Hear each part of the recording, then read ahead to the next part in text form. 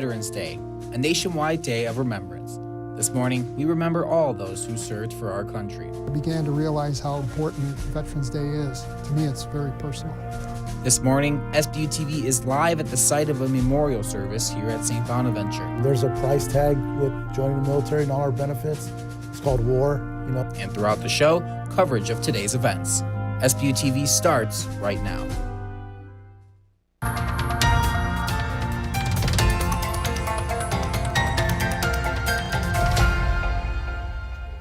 Welcome to a very special Veterans Day edition of SBU-TV. I'm Johnny Walker. Good morning, Johnny. I'm Ryan Boland. Like you said, we are celebrating our veterans all throughout the show today. Starting off, we send it live to Johnny's Washington, who is on campus where a Veterans Day ceremony will begin in just a few short hours. We now bring in Johnny's, who is live at the site right now. Johnny's, good morning. Good morning, Ryan. I'm here in the Riley Center Hall of Fame room, where in just a matter of hours, these seats will be filled with Bonavets and students for the Veterans Day ceremony. Today, we salute and honor all the men and women who have fought and served for our country. This week, I talked to a local veteran who's taken on new adventures since hanging up his uniform.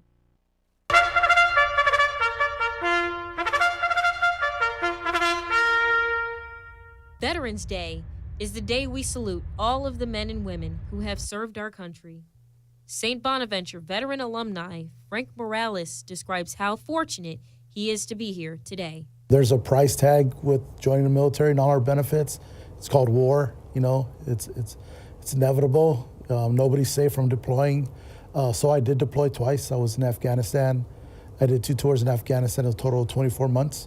So we did our tours there, and we were able to come back with our guys, and from that point on, we just move forward on what's the next steps of our lives. Through all the hard times in the military, the positive outcomes outweigh the bad. My greatest honor is the fact that I retired, and my family and my success is because of the military. One of the hardest things to do in the military process is transitioning back into society. So, what is Morales doing now? I learned how to be a civilian, where these guys don't know how to do that. So my job now is to make sure that I can help train them to be successful, help mentor them to be successful. So when they graduate and I put that really cool cord on them, that makes me feel like I just got an award or something. Morales wants vets to know they still have an opportunity to get an education. Having a program here at St. Bonaventure to assist them makes it seamless, so that way they can just come here. Because we can recruit veterans all day long, but if we can't sustain them and keep them here on campus by helping them out, then there's no point to recruit them. For SBU-TV, I'm Johnny's Washington. As I mentioned earlier, the ceremony will now be here in the Riley Center due to weather conditions. This podium here is where retired Colonel Patricia George will be giving her keynote speech. Refreshments will be served in the Veterans Lounge following the ceremony. That's all I have here from the Riley Center. Sending it back over to you, Ryan and Johnny. Thanks, Johnny's. And Thursday, a federal court strikes down President Joe Biden's student loan forgiveness program, declaring the program illegal. The conservative group, the Job Creators Network Foundation, filed the lawsuit in October on behalf of 2 borrowers who did not qualify for debt relief. The White House disagreed with the ruling and vowed to continue fighting. The Justice Department already announced it was appealing. The program is currently on hold following a ruling by the 8th U.S. Circuit Court of Appeals in a separate legal challenge. Rain and snow anticipated for this weekend. WKBW's Aaron Mentkowski joins us with your local forecast. Hey everyone, I'm Chief Meteorologist Aaron Mentkowski with your SBU-TV weather forecast for your Friday. Rain is likely. Some of the rainfall will be heavy at times. Temperatures in the low 60s. On Saturday, we'll have some showers arriving in the afternoon. Temperatures in the upper 40s. Much cooler on Sunday. Highs in the 30s. Breezy with scattered snow showers for the second half of the weekend. And a big reason why we expect to see rain this weekend in western New York is due to Hurricane Nicole.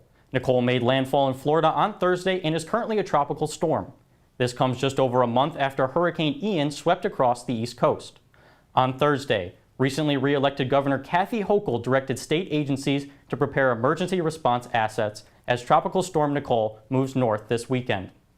Several parts of New York are expected to see 2 to 3 inches of rain, including western New York.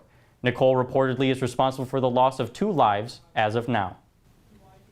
The U.S. Centers for Disease Control and Prevention is warning about a listeria outbreak linked to deli meat and cheese. The agency is investigating 16 reported listeria cases in 6 states, including California, Illinois, Maryland, Massachusetts, New Jersey, and New York. They say 1 person died and a pregnant patient lost their baby. At least 13 others received treatment at hospitals. The agency says most of the sick people reported eating meat or cheese from deli counters, where often open packages of spiced deli meat are kept. Investigators are working to connect the listeria strain behind the outbreak to specific products in delis. Tuesday, midterm elections took place across the country, and in New York and Cattaraugus County, 4 highly contested races took center stage. In the gubernatorial race, current Governor Kathy Hochul defeated Representative Lee Zeldin to become the first woman elected governor of the state. In New York's 23rd Congressional District, Republican Nick Langworthy beat out Democrat Max Delapia to win his first term in a federal office. Chuck Schumer, current Senate Majority Leader, defeated Republican Joe Pinion, winning his record-breaking 5th Senate term. And at the state level, 57th Senate District incumbent George Borrello won his re-election over Democratic challenger Daniel Brown. And as the midterm election wraps up with only a few races to be called, our Rich Williams talked with representatives from St. Bonaventure's Republican and Democratic clubs to hear the reactions about the election. The 2022 midterm elections took place Tuesday, meeting expectations of highly contested races across the country. Sadie Boyla, the president of the SBU College Republicans Club, says that races like the New York governor's were so close because of voter turnout. A lot of people got out to vote, which was a good sign. About 6 million New Yorkers cast their ballot to decide the race between Hochul and Zeldin, a similar number to 2018's gubernatorial race, according to Politico.com. And at the federal level, the control of the Senate nor the House of the Representatives is definitive as of this morning, according to the Associated Press. Brevin Austin, a member of the SBU College Democrats Club, says voters across the country considered major issues, such as abortion rights, when casting their ballot. The pro-choice positions won all 5 of them in the cases of California, Michigan, Vermont, Kentucky, and Montana. And both Boyla and Austin say the biggest takeaway from this election, the importance of voting. It's important to just keep voting. We actually put a lot of emphasis on voting. We think it's very important to get turnout up. For SBU-TV, I'm Rich Williams. As of this morning, results in Nevada and Arizona have yet to be finalized, and the Senate race in Georgia has gone off to a runoff in December 6th. And when we come back, you may have noticed a new feature to the Riley Center baseline. St. Bonaventure adds a new accessibility feature to its basketball arena. But first, throughout our show this morning, we continue to remember the veterans that are currently serving and have served in our country. Serve for at least 2 years. It'll change your life. It'll change the way the country operates. You'll be able to see how the world really operates. Jordan knows he shouldn't eat this entire bowl of nachos, but tonight he's earned that right. Because a few hours ago in the middle of happy hour, he recognized a sign. Not from the gods or a bolt of lightning, but from a double heart, a kissy face, and a 4th ha in ha ha ha. That's when Jordan knew he was buzzed. So when it was time to go, he got a ride home instead of driving. Be a legend like Jordan. Recognize your buzzed warning signs and get a ride home. Buzz driving is drunk driving.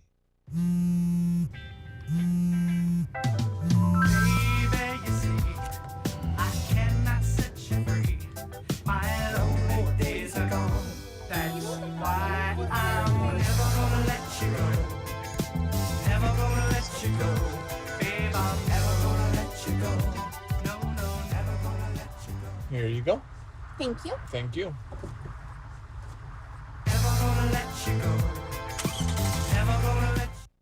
When I got the opportunity to get her, there wasn't no choice. I told myself, I'm gonna take custody of my daughter. It's my baby. That's what we're supposed to do as men. Take care of our home, build a foundation, you know what I'm saying? Love, our money, she's my purpose. I'm here to walk with her, hold her hand until she can walk alone. Ain't nothing like being a father in this world. There are 16 million children struggling with hunger in America. That's 1 in 5 daughters, sons, neighbors, and classmates who don't know where their next meal is coming from. Yet billions of pounds of good food go to waste every year. It's time we do something about it. Feeding America is a nationwide network of food banks that helps provide meals to millions of kids and families in need. Visit feedingamerica.org to help them feed even more. Together, we can solve hunger. Together, we're feeding America. Good morning and thanks for sticking with us. November is Native American Heritage Month. Our Nick Gellion talked with Leora White. She shares her grandfather's stories with the younger generation of Seneca Indians. In quaint Salamanca resides just one Leora White. So I made this for my storytelling events, and I also made another. Leora tells stories from her Seneca heritage. There wasn't a storyteller really in our community to share these tales. She scrolls the pages of her grandfather's storybooks. Heard what they say, there's a giant snake that lives in the Allegheny River. So the story's about Grandma who finds the snake. Hand-drawn illustrations jump off the page. Leora invites Seneca youth to the Seneca Nation Cultural Center. They continue a centuries-old cultural evolution. The new generation proves Seneca culture is not stagnant. We're still trying to continue learning our language, we're teaching our music, our songs, and our dances, and we're performing our arts. And yeah, we're still actively growing and learning more of that. Leora, a mother of two, inspires and fosters a cultural identity in the life she touches. All it takes is story time. I really hope I am inspiring them to dig deeper into wanting to know more stories and to come back to listen to more. But I do see some students, coming again to the classes, and they do want to learn more. And I think they're inspired. I really hope that they are inspired. Her plan is working. Nick Gellion, SBU-TV.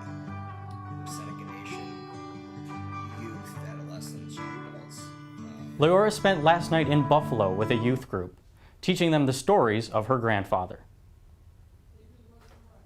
Same ones who claim not to see our skin, just a skeleton in a hood. The same ones who claim not. Dozens attended Hear the Brothers, hosted at St. Bonaventure's Quick Center for the Arts Tuesday evening. Part spoken word, part art, and song. The event featured performances from 7 brothers from across the country. Anna Kim Hudson, president of St. Bonaventure's Black Student Union. Jason Benefield, the event's director and producer, told SBU-TV Hear the Brothers is all about giving African American men the ability to express themselves freely and creatively.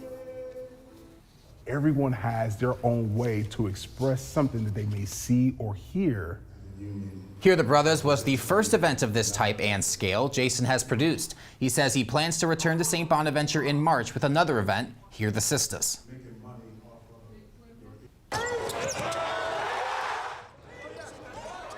Looking for something to do before next Saturday's Bonnie's men's basketball game? Check out the Slam Jam pregame event, organized entirely by a group of marketing students at Bonaventure. The pregame, hosted in the Matthias Room in Doyle Hall, is open to senior students and alumni. There will be a cash bar, appetizers, and music bingo. After the game, ticket holders can catch the Bonabus to an informal gathering at local bar, The Burton. The group of marketing students who planned the pregame said they hope many people buy a ticket so they can get hands-on experience running an event. St. Bonaventure Athletics is making strides in accessibility in the Riley Center. A new ramp located in the RC is allowing persons with disabilities to have a better game day experience. I spoke with the athletics office and a student who utilizes those seats to get their take on this new addition. Welcome to the Riley Center. Let's go see what it's like. Dustin Green is a junior at St. Bonaventure. His attendance at Bonnie's games goes back nearly 2 decades, and Green has questioned his previous experiences in the Riley Center. The air ball came flying, clocked me right in the side of the head. I think that was when enough was enough. Steve Campbell is St. Bonaventure's Associate AD for Administration, Facilities, and Operations. He understands Green's concerns. We've kind of watched where the ADA folks were sitting kind of in harm's way. You know, there are athletes flying over those tables and balls and really close to the floor. We just knew there was a necessity to do something better than what we were providing for them. Enter the Riley Center's new ADA ramp and seating space. Construction began just a few weeks ago and finished just in time for the start of basketball season. And for Green, who's also a manager on the men's basketball team, is pleased with the improvements. I mean, look, I roll up. You can see the court clear as day from either level, but I felt removed because of how far down I was. Now I'm essentially directly next to the bench. The addition to the Riley Center was not necessarily embraced with open arms at first. Social media saw posts questioning the ramp. Green and Campbell have the same response to those who question. I would say you need to sit in those folks' stand in their shoes or sit in their seat. Ask them the experience they've had over the years and did we make it better for them? And in the end, I believe that we did. Don't know until you live it. For SBU-TV, I'm Ryan Bowler. I asked Steve Campbell what he believed the next step is in improving the Riley Center and its accessibility, and he told me the upper level red seating is next on its list, just because currently it is not designed for accessible seating. Next up on SBU-TV, the Drop Pop Tour returns with all the latest news in entertainment, music, and more. All coming up shortly, but first... SBU-TV continues to celebrate Veterans Day. Here is a look at the Veterans Memorial here at St. Bonaventure. We will return from break shortly.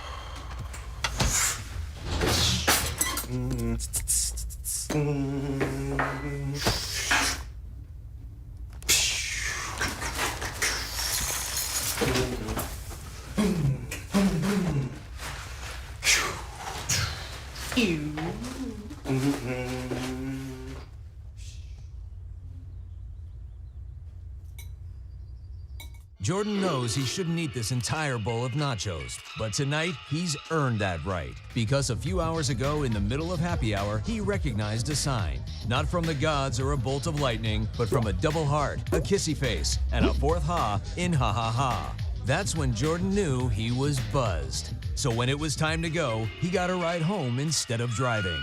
Be a legend like Jordan. Recognize your buzzed warning signs and get a ride home. Buzz driving is drunk driving.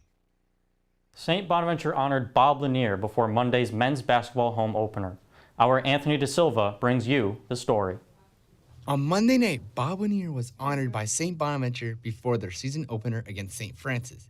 Bob Lanier sadly passed away in May of this year. He scored over 2,000 points and recorded almost 1,200 rebounds for the Bonnies, which are both school records. And in 1970, he led the 25-1 Bonnies to the Final Four of the NCAA tournament, while averaging over 29 points per game and 16 rebounds. This is what Coach Mark Schmidt had to say about what honoring Bob Lanier meant to him. Bob was everything. Bob, when I grew up, St. Bonaventure basketball was, the university was Bob Lanier University. He's everything. Bob Lanier was more than just a great athlete. He epitomized what a student athlete was. Just a great guy, gave back. His legacy will continue to live on through the Bob Lanier Literacy Fund, which helps sponsor reading initiatives in local elementary schools.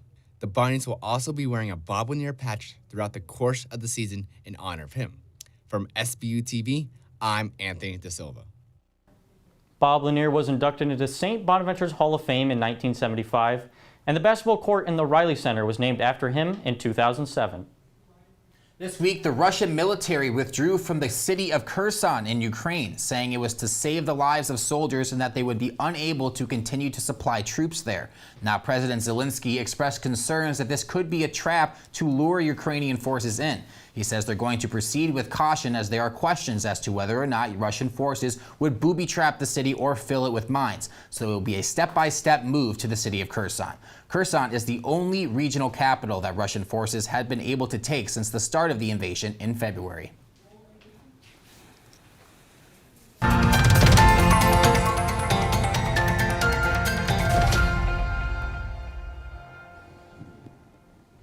Hello, and welcome back to the Drop Pop Tour. My name is Anthony Silva.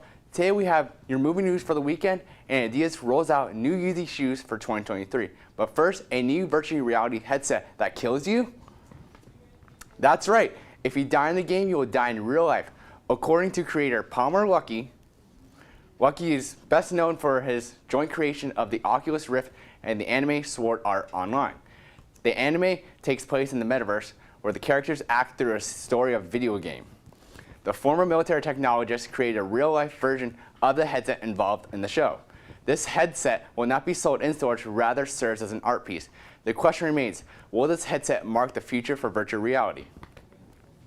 Black Panther: Wakanda Forever hits theaters today with much anticipation from fans. This will mark the 30th Marvel Cinematic Universe film and the 6th Marvel property released this year. The film follows Shuri, played by Letitia Wright, taking over the Black Panther mantle after the tragic death of Chadwick Boseman in 2020. The war between Earth and Water is expected to open with a $365 million debut this weekend. Adidas has announced the continuation of the Yeezy brand without Ye's involvement.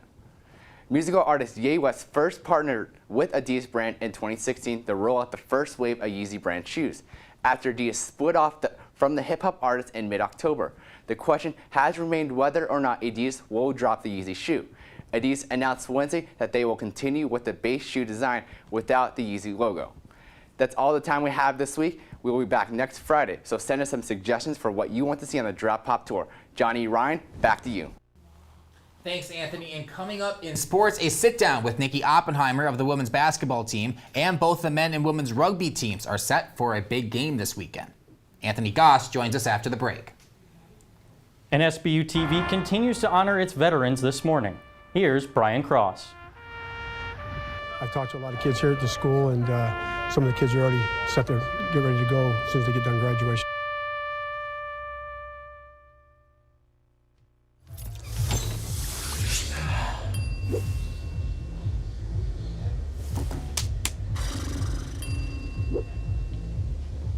If you need to do something to feel okay to drive, you're not okay to drive. Don't drive buzzed.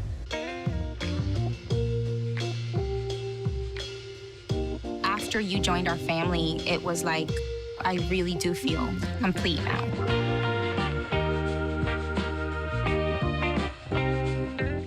When I was in foster care, I never knew when I would have to move. So I always had my suitcase ready to go.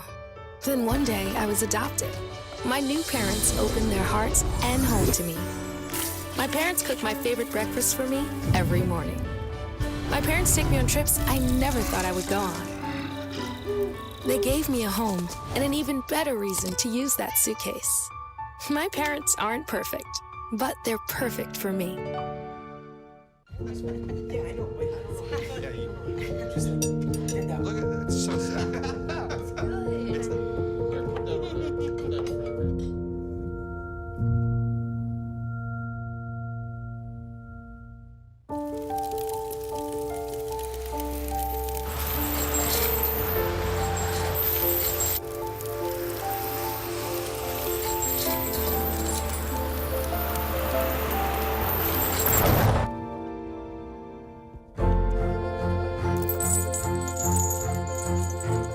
Did you know dragging chains can spark a wildfire? Only you can prevent wildfires.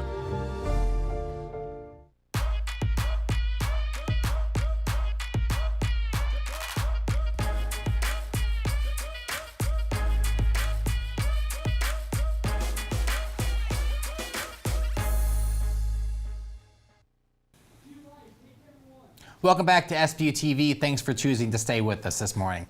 Bonnie's basketball is back in full swing, and the rugby teams on campus have a big game this weekend. All this and more in SBU-TV Sports with Anthony Goss. You know, Canisius is, I think we played Canisius the most times of any other school in the history of Bonaventure. Hello everyone, and welcome back to SBU-TV Sports. I'm Anthony Goss. Basketball season kicked off this week with the men's team defeating St. Francis, PA by 13. Now this Saturday, they renew a Little 3 rivalry when they face the Canisius Golden Griffins. Coach Mark Schmidt knows how important these rivalry games are. You know, Canisius is, I think we played Canisius the most times of any other school in the history of Bonaventure basketball. You know, so it's going to be, we have great games against Canisius. You know, we win some, we lose some. And we're going to have, some Bonaventure people down there. But it'll be a great game. The Bonnies hold a 3-2 record against the Golden Griffins in their last 5 matchups, losing the last time they played in Buffalo, 61-57. The game is set to tip off at 7 p.m. and streaming on ESPN+. And the women's side, the Bonnies fell to Bowling Green on Monday afternoon and look to bounce back tonight when they take on East Tennessee State. Head coach Jesse Fleming focused on the positives from the game after Monday's loss. Thing or kind of our North Star is to just keep getting better, and that team makes you get better. I know it's a 16-point loss, but I'm excited that we were able to play this team that's going to be really good this year.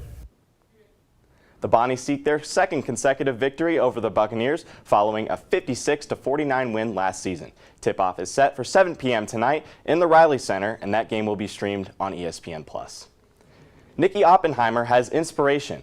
The Bonnies graduate senior scored 14 points Monday afternoon and aspires to lead her team to success this season. The Bonnies star sat down with our Robin Stone to talk about her inspiration for this season. Nikki Oppenheimer has inspiration. The grad senior guard for the St. Bonaventure women's basketball team comes from a lineage of athletes. Why do you love basketball? Like, what's the inspiration behind it? What does it mean to you? Growing up, it was something my dad and I bonded over. Yeah, I guess it's just something that we have always had in common. And so he showed me the game and got me to where I am today. Inspiration is also found in her teammates. Who else inspires you to get better? Is there anybody else in your life who, you really think of? Definitely my teammates. We all, get up at 6 a.m. every day, come in and practice. So we're all there, we all have to do it. So might as well make the best of it and get better. Do you think that the team that we have this year, do you think they may be underestimated? Definitely. We have a lot of new pieces and we all have to kind of step up and take on a bigger role. And so I think we've been underestimated a little bit. Do you think that serves as inspiration to know that people are underestimating you? Yes, it's definitely some motivation. I feel like we have a lot to prove and we will prove it this season. When it's all said and done, what do you have hoped to accomplish? For this year, it's my last year of eligibility. And it kind of shows that all the work that I've put in up until this point has paid off. Yeah, and just end on a good note. This year, Nikki Oppenheimer is as inspired as ever. Oppenheimer's dad won an NBA championship with the Milwaukee Bucks just a few years back, so basketball definitely runs in the family. And we are nearing the end of the season for the men's and women's rugby teams here on campus. Our Tyler Everett spoke to both teams preparing for the big weekend ahead. The men and women's rugby team enter this weekend with huge playoff implications. The men host the undefeated Navy Club, and the women play Lee University. For the men, they are focused on the fundamentals of their game. This game is going to be amazing. We're very ready. Our energy looks amazing. Practice is going very sharp so far. We know what we have to do. We've fixed up some stuff from other games, and I think we really can show a good show. A victory would give the Bonnies a #1 seed in the Rugby East playoffs. For the women, they enter this weekend looking to impress in their first regionals appearance since 2014. The girls are really excited going into this game tomorrow. This is the first time the women's team has qualified for regionals since 2014, so we're just stoked to have made it this far. And we're going to go down there, play some awesome rugby, and have a lot of fun. The men's game kicks off at 11 a.m. and the women at 11:30 on Saturday. For SBU-TV, I'm Tyler Everett. The men's rugby team is the defending champion, having defeated Penn State last season to win the NCR championship. Now, there's plenty of sports action happening this weekend. If you can't keep up with it all, don't worry, we have you covered. Follow us at SBU-TV Sports on Instagram, Twitter, and Facebook. That's all from me. Back over to you, Johnny and Ryan. Thank you, Anthony. And on your screen right now, SBU-TV's social media handles. Make sure you give us a follow on Instagram, Facebook to stay updated throughout the weekend. Catch your weekend weather, basketball scores, and much more on our social media profiles. Thanks for being with us this Friday morning, and stay safe as some winter weather arrives. I'm Johnny Walker. And I'm Ryan Boland. Johnny, it was a great Veterans Day show that we were able to honor everybody. And here's a look at what sculptor Eric Jones is showing his Veterans Day pride. Eric made this 2,500-pound pumpkin carving of the original sculpture that wounded warriors using at the hacksaw ridge of a soldier carrying another soldier. Have a great weekend, everybody.